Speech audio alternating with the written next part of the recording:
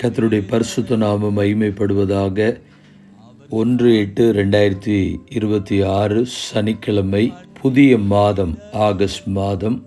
இந்த புதிய நாள், புதிய காலவேளைக்காய் கர்த்தரை நன்றியோடு துதிக்கிறேன், ஸ்தோத்திரிக்கிறேன். கிறிஸ்துவுக்குள் மிகவும் பிரியமானவர்களே, இந்த புதிய மாதத்திற்காக, புதிய நாளுக்காக ஆண்டவர் தரக்கூடிய வார்த்தை யாத்திராகமம் 13ஆம் அதிகாரம் 22ஆம் வசனம். பகலிலே மேக ஸ்தம்பமும் இரவிலே அக்னி ஸ்தம்பமும் ஜனங்களிடத்திலிருந்து விலகி போகவில்லை. neither the pillar of cloud by day nor the pillar of fire by night left its place in front of the people. விலகாத தேவன் என்கிற தலைப்பிலே உங்களோடு கூட வேதத்திலிருந்து ஒரு சில வசனங்களை பேச விரும்புகிறேன். கிறிஸ்துவுக்குள் மிகவும் பிரியமானவர்களே, கடந்த 28ஆம் தேதி அனுதின மன்னா அனுப்பும் பொழுது ஜெபிக்க கேட்டிருந்தேன். 28, 29, 30, 31 ஆகிய 4 நாட்களும் தொடர்ந்து இலங்கை தேசத்தினுடைய 4 மாவட்டங்களிலே ஊழியங்களை செய்துவிட்டு கர்த்தருடைய கிருபையினாலே இன்று அதிகாலை 2 மணிக்கு திருச்சி வந்து சேரும்படியாய் கர்த்தர் கிருபை கொடுத்தார். நேற்று தினத்தின் ஊழியத்தினுடைய அலைச்சல் நிமித்தமாக அனுதினமன்னா என்னால் போட முடியவில்லை. தயவாய் மன்னித்து கொள்ளுங்கள். இந்த புதிய மாதத்துக்கான வார்த்தைகளோடு கூட நான் உங்களை சந்திக்கிறேன். கர்த்தர் தாமே உங்களை விட்டு விலகாமலும் உங்களை விட்டு நீங்காமலும் தங்கியிருப்பாராக. இந்த நாளுக்காக எடுத்திருக்கிறதான வார்த்தைகளை நான் டிஸ்கிரிப்ஷனில் நான் கொடுத்துருக்கிற அதிகாரங்கள், அதனுடைய ரெஃபரன்ஸ் வசனங்கள் அத்தனையும் நீங்கள் அதிலிருந்து தெரிந்து கொள்ளும்படி அன்போடு கூட கேட்டுக்கொள்கிறேன். யாத்திராகமம் 14ஆம் அதிகாரம் 19ஆம் வசனம் சொல்லப்பட்டிருக்கிறது. அப்பொழுது இஸ்ரவேலரின் சேனைக்கு முன்னாக நடந்த தேவதூதனானவர் விலகி அவளுக்கு பின்னாக நடந்தார். அவர்களுக்கு முன்னிருந்த மேக ஸ்தம்பம் விலகி அவர்கள் பின்னே சென்றது. இப்போ தான் மேலே படித்தோம், அவர்களை விட்டு விலகவில்லை என்று படித்தோம். ஆனால் இங்கே விலகி என்று சொல்லப்பட்டிருக்கிறதே என்று சொல்லி நீங்கள் யோசிக்க தோன்றலாம். அந்த விலகி என்பது முன்பதாக இருந்தது பின்பதாக வந்திருக்கிறது என்பதாகத்தான் இருக்கிறது. ஆனால் நம்முடைய ஆண்டவர் நம்மை விட்டு விலகாதவர். அந்த மேகஸ்தம்பமும் அக்னி ஸ்தம்பமும் கடைசி வரைக்கும் இஸ்ரவேல் ஜனங்களுக்கு பாதை காண்பிக்கும்படியாக, வெளிச்சம் கொடுக்கும்படியாக, பாதுகாக்கும்படியாக, வெயிலினுடைய உஷ்ணத்திற்கு பாதுகாக்கும்படியாக மேகஸ்தம்பமாகவும், வெளிச்சம் கொடுக்கும்படியாக அக்னி ஸ்தம்பமாகவும், அதே அக்னி ஸ்தம்பம் இஸ்ரவேல் ஜனங்களை பாதுகாக்கவும், கர்த்தருக்கு ஸ்தோத்திரம், இந்த அளவிற்கு கர்த்தருடைய கரங்கள், கர்த்தருடைய கண்கள் இஸ்ரவேல் ஜனங்கள் மேல் வைக்கப்பட்டிருக்கிறதை நாம் பார்க்கும் பொழுது எவ்வளவு அன்பான தெய்வம் என்பதை நம்மால் விளங்கி கொள்ள முடியும். What a wonderful God we serve. கர்த்தருடைய நாமம் மகிமைப்படுவதாக. சங்கீதம் 121 4-8 வசனங்கள் நமக்கு அதை தான் சொல்லுகிறது. இதோ இஸ்ரவேலை காக்கிறவர் உறங்குவதுமில்லை, தூங்குகிறதுமில்லை. கர்த்தர் உன்னை காக்கிறவர்.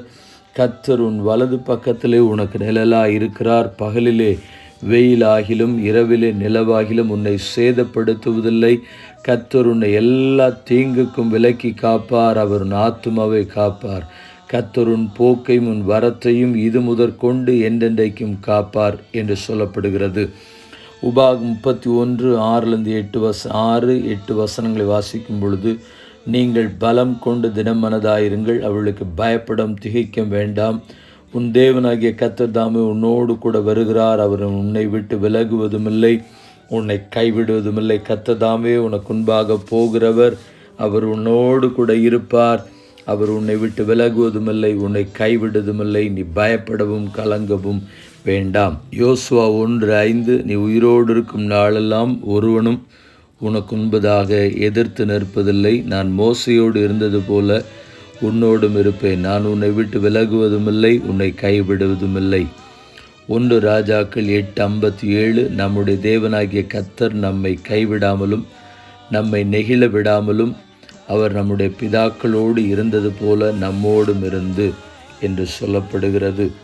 சங்கீதம் 37ஆம் சங்கீதம் 28ஆம் வசனம், கர்த்தர் நியாயத்தை விரும்புகிறவர், அவர் தமது பரிசுத்தவான்களை கைவிடுவதில்லை என்று சொல்லப்பட்டிருக்கிறது.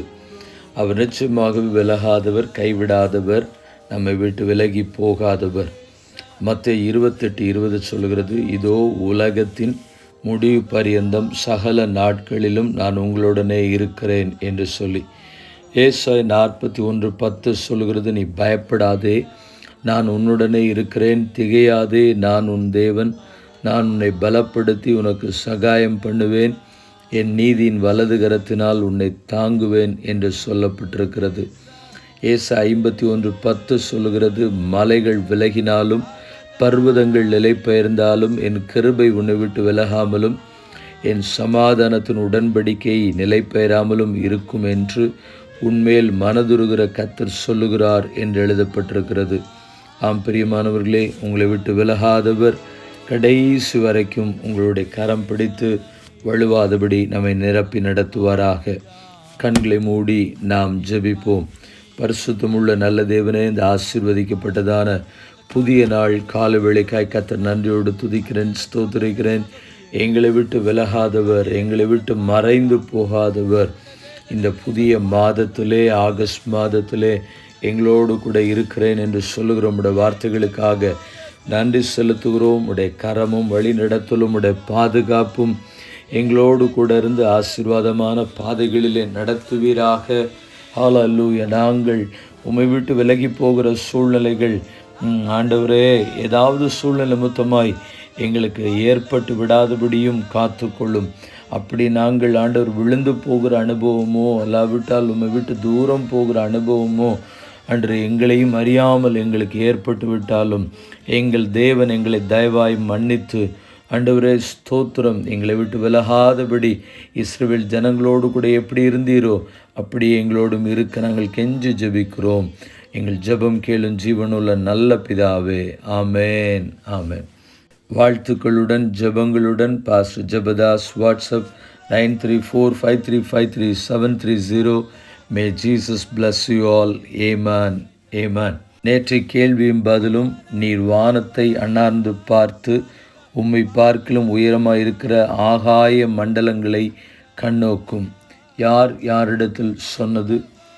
எலிகு யோபுவிடம் சொன்னது. யோபு 35:5.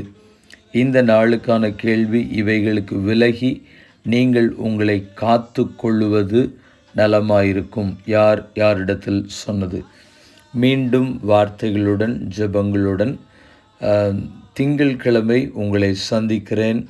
கிருபையும் தேவ சமாதானம் வழி நடத்தலும் அதுவரை உங்களோடு கூட இருந்து வழி நடத்தி காப்பதாக. ஆமேன், ஆமேன்.